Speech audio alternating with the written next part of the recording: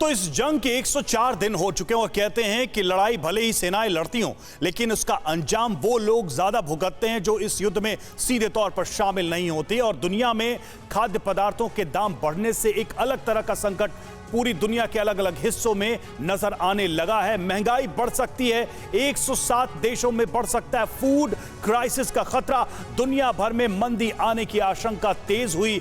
एक तरीके से भूखमरी का संकट इस युद्ध की वजह से दुनिया के अलग अलग हिस्सों पर मंडरा रहा है। तो देखिए, युद्ध से भूखमरी का संकट, इसके आसार, इसकी आशंका लगातार जताई जा रही थी और अब वो दिन नजदीक नजर आ रहा है। वैश्विक मंदी की आहट तेज होती दिख रही है। दुनिया में महंगाई डबल होने की आशंका है। 107 देशों में फूड क्राइसिस का खतरा इस वक्त मंडरा रहा है। भूखमरी की चपेट में 5 करोड़ लोग आ सकते हैं। 170 करोड़ आबादी पर खाने का संकट गहराता हुआ नजर आ रहा है। 20 मिलियन टन से ज्यादा अनाज यूक्रेन में फंसा हुआ है। 2021 में खाद्य संकट रिकॉर्ड 26% बढ़ा है। जंग से खाने का संकट और ज्यादा गहराया है। एक एक खबर चिंता को और बढ़ाने वाली है। मानवीय त्रासदी की ओर तमाम अफ्रीकी देश नजर आ रहे हैं। 13 मिलियन लोगों पर इस वक्त खाने का संकट मंडराता हुआ नजर आ रहा है। कपूर साहब, इस त्रासदी को कैसे देखेंगे? यूएन तो पहले ही चेता चुका था कि भूखमरी की कगार पर इस वक्त दुनिया के कई मुल्क नजर आ रहे हैं। 10 हफ्तों का ही गेहूं का स्टॉक बचा। ये तमाम बातें पहले की जा चुकी हैं, लेकिन अब क्या नतीजे भी दिखने लगे? एब्सोल्युटली। देखिए, मेरा एक चीज़ बहुत क्लियरली मानना है कि कोई भी वॉर, चाहे वो सिर्फ 2 नेशंस के बीच में भी हो, अगर वो शॉर्ट टर्म चलती है तो वो फिर भी मैं कहूँगा कि वर्ल्ड के लिए जो है सस्टेनेबल होता है। लेकिन अगर कोई भी वॉर लॉन्ग टर्म चलती है तो उसकी एक इकोनॉमिक कॉस्ट है जो हर कंट्री को किसी न किसी फॉर्म में भुगतनी पड़ती है। हम ऑलरेडी देख रहे हैं कि क्योंकि ये war I think beyond expectations जा चुकी है और उसका नेट रिजल्ट ये हो रहा है कि अगर हम ये देखें कि जो इमीडिएट जो डिस्ट्रप्टर है वो ये है कि सप्लाई चेन जो है वो डिस्ट्रप्ट होती हुई नज़र आ रही है थ्रू आउट द वर्ल्ड। और एक हमें चीज़ बहुत क्लियरली समझनी है कि अगर आप देखिए कि अगर हम इंडिया का लें, आज हम इंडिया सनफ्लावर ऑयल जो है यूक्रेन रशिया से 90% हमारी इंपोर्ट्स जो है सिर्फ उनसे होती थी।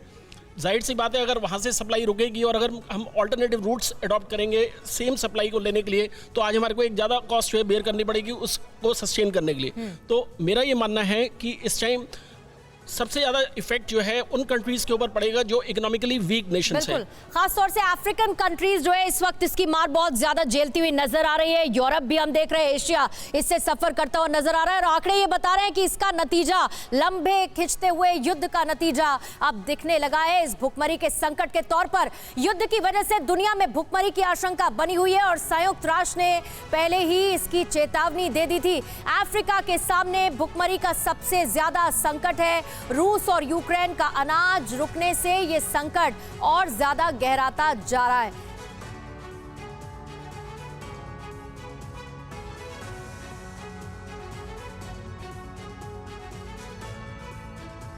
तो यूएन ने एक तरीके से पूरी दुनिया को चेताया है, यह अलर्ट दिया है कि भूखमरी आएगी। और जिसकी हम बात कर रहे हैं कि इस भूखमरी की जद में 5 करोड़ की बड़ी आबादी होगी।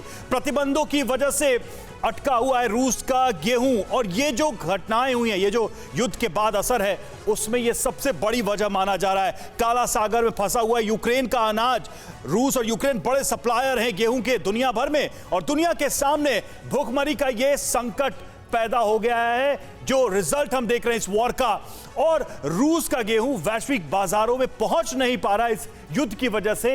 इस वजह से यह क्राइसिस नजर आ रहा है। रूस दुनिया में गेहूं का सबसे बड़ा उत्पादक है, सबसे बड़ा प्रोड्यूसर है। 2.5 अरब आबादी भूखमरी की कगार पर, और अफ्रीकी देशों में भूखमरी कुपोषण का सबसे ज्यादा संकट है। और कच्चे तेल, गैस के दाम बढ़ने से भी महंगाई बढ़ रही है। यानी वो देश जो इस भूखमरी की चपेट में तो नहीं है, लेकिन महंगाई से जरूर जूझ रहे हैं। भारत बन सकता है दुनिया का मददगार। भारत से ये उम्मीद है कि भारत उन देशों की मदद करे ऐसे संकट में जब अनाज का संकट वहां पैदा हो रहा है। लेकिन सवाल यही है कि ये लड़ाई जितनी लंबी जाएगी, इस संकट से निपटने में आखिर कौन कौन से देश सामने आएंगे? क्योंकि जो देश जिन देशों की तरफ मदद की नजर से देखा जा रहा है वो देश भी डायरेक्टली या इनडायरेक्टली इस वॉर में इन्वॉल्व हैं। सर, भूखमरी की स्थिति में ये जो मदद की आस है ये किन किन देशों से, कौन से देश हैं जो हेल्पिंग हैंड बनेंगे? क्योंकि कल तक जो देश मदद करते थे वो तो वॉर में इस वक्त हथियार सप्लाई कर रहे हैं, अनाज सप्लाई करेंगे क्या? देखिए, निश्चित रूप से भारत सबसे आगे है इस क्रम में, लेकिन मैं ये कह रहा हूँ कि हम परिस्थिति को आने क्यों दे रहे हैं? भुखमरी की स्थिति को हम क्या नियंत्रित नहीं कर सकते? क्या युद्ध रोका नहीं जा सकता? हम भुखमरी का सोल्यूशन निकालने की जगह और हम आग में घी का काम कर रहे हैं और हथियार दिए जा रहे हैं ताकि युद्ध समाप्ति नहीं हो। तो आवश्यकता इस समय ये है कि विश्व जो है, जितने भी देश हैं, उसका वो समूल नष्ट करें इस कारण को कि भुखमरी तभी समाप्त होगी। देश सामने आ जाएंगे, लेकिन परमानेंट सोल्यूशन नहीं होगा। एक जो इंटरडिपेंडेंट वर्ल्ड है उस पर आप डेंट मारेंगे तो निश्चित रूप से ये सब ऐसी घटनाएं आएंगी और भी ऐसे हेल्थ इश्यूज भी आ सकते हैं। ठीक है, बहुत अहम बात कही पांडे जी आपने। अड़ी सोमवार से शुक्रवार शाम 6 बजे सिर्फ TV9 भारतवर्ष पर।